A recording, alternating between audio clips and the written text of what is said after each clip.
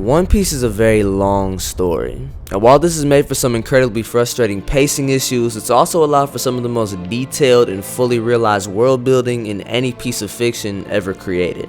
And with such a large, expansive world comes hundreds and thousands of characters to populate it. At the time of this recording, there's somewhere around 1,200 characters in the world of One Piece, each inhabiting a unique species, combat ability, devil fruit, fashion sense, strengths, weaknesses, and motivation. And I think that diversity with all these characters is one of the strongest parts of this story. However, there's one thing that pretty much every single one of these characters have in common. They don't die.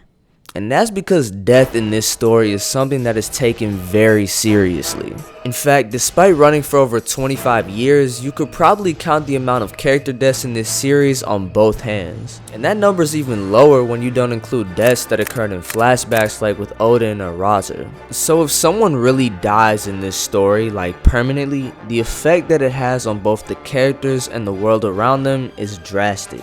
This is the reason why Marineford is such a huge turning point in the series and why people are still impacted by it to this day. Because the aftermath of this conflict saw the deaths of not just one, but two of the most important figures in this story. These two were so impactful that their deaths became the catalyst for a completely new age in the pirating world and essentially bookended the first half of this story and the pre-time skip era. These two, of course, being the strongest man in the world, Whitebeard, and his 2nd Division commander, Ace. Now, the death of Whitebeard might be the most perfectly executed death sequence in any story I've ever experienced. Everything from the final message to his crew, declaring the existence of the One Piece, and him dying, standing, along with that powerful narration in the background detailing the hundreds of gunshots, cannon fire, and sword wounds he inflicted without a single scratch on his back, is beautiful. You couldn't write a more perfect ending to his character. So while his passing definitely holds massive emotional weight, I wouldn't necessarily consider it tragic. Because if you look at the context of how he died, he went out on his terms in a blaze of glory. He was an old man long past his prime who was sick and dying. Yet despite this, he almost single-handedly took out not only the entirety of the Navy and Marine forces, but one of the most dangerous pirate crews in the world with the Blackbeard Pirates. He actually succeeded in his final mission, which was to free Ace from the chains of the world government, and he went into that mission fully prepared to lay down his life to save his son. His death was so good to the point where his contemporaries like Kaido were envious that he went out in such a fashion. So while this is certainly an emotionally impactful moment, it was always one that was supposed to happen. But you can't really say the same for Ace. Because while Whitebeard passed away at the age of 72, having achieved everything that life had to offer him as a pirate, Ace was only 20, and someone whose potential was limitless. I think that if we looked at all of the young pirates during the pre-time skip era, Ace's ceiling was probably the highest, because not only did he possess one of the strongest devil fruits in the world with the Marimara no Mi, but he's one of the few characters who could use all 3 forms of Haki. But even more importantly, he's the son of the Pirate King. When this revelation is revealed, he immediately becomes public enemy number 1 to the world government, and Whitebeard does everything in his power to carry on the will of Roger and make him the next Pirate King. Sengoku even says to Ace that if he were to be left alone, he would surely gain the qualities to sit atop the throne where his father once sat. This isn't the kind of character you just kill off, and many people were confused as to why someone like Ace was given all these attributes just to be thrown away in an instant.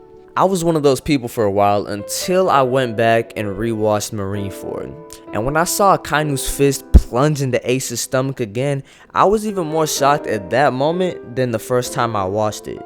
And that's when it hit me. The real reason why Ace's death is so tragic is because in any other story, he would have been the main character.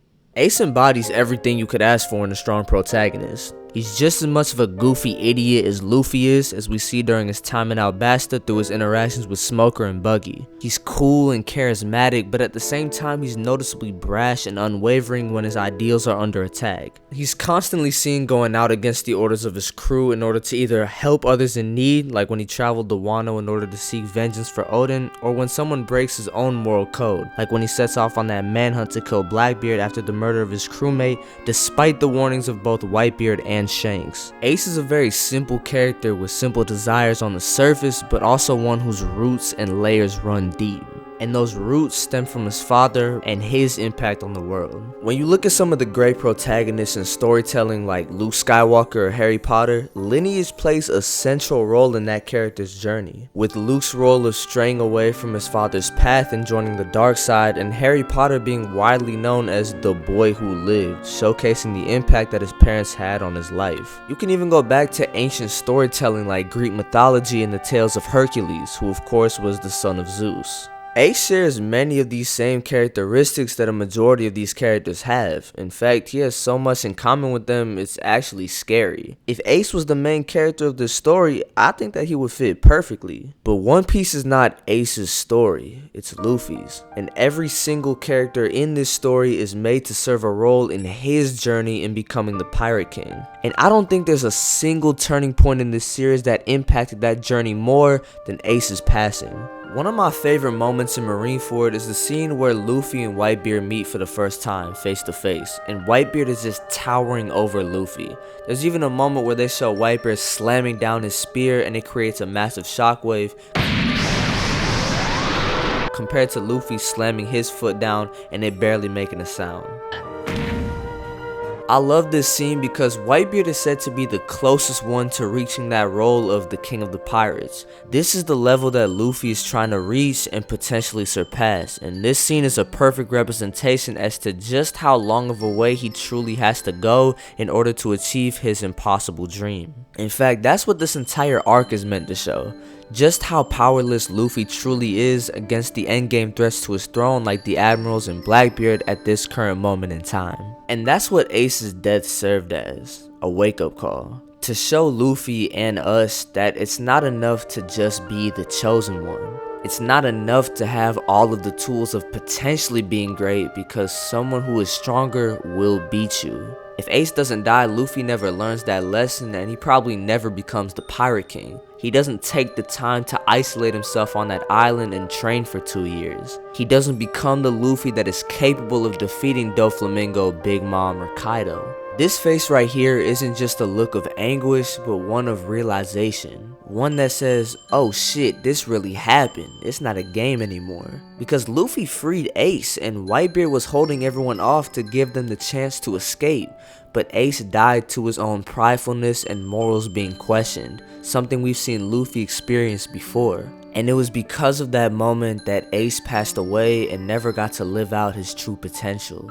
And because Ace never lived his true potential, it caused Luffy to live out his. Thanks for watching.